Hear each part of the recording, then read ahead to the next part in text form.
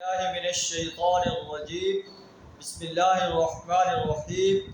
يا أيها الذين آمنوا استجيبوا لله وللرسول إذا دعاكم لما يحييكم واعلموا أن الله يحول بين المرء وقلبه وأنه إليه تحشرون. صدق الله العظيم. سورہ انفال آیت نمبر 24 آپ کے سامنے تلاوت کی. اس آیت پر اللہ تعالیٰ اہل ایمان سے خطاب فرما رہا ہے.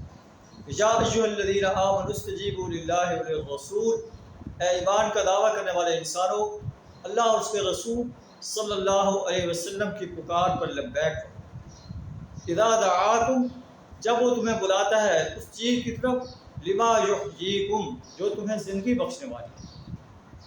یہ نبی صلی اللہ علیہ وسلم اہل ایمان کو جو ہے کفار کے لشکر کے ساتھ مقابلہ کے لیے اسوۃ مراد ہے. ویسے بھی جب بھی نبی صلی اللہ علیہ وسلم اور اللہ کی پکار ہے، ہمیں ہر حال میں اس پکار پہ لبیک کرنا چاہیے.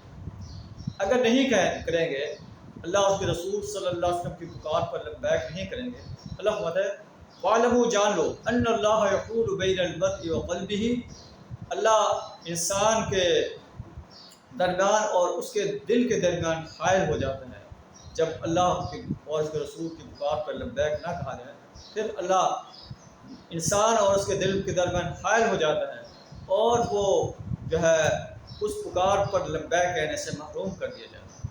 وَأَنَّهُ إِلَيْهِ تُحْشَرُونَ، اور اس بات کا بھی یقین رکھو کہ تم آخرکار اللہ کی طرف جو ہے اکٹھے کیے جاؤ گے.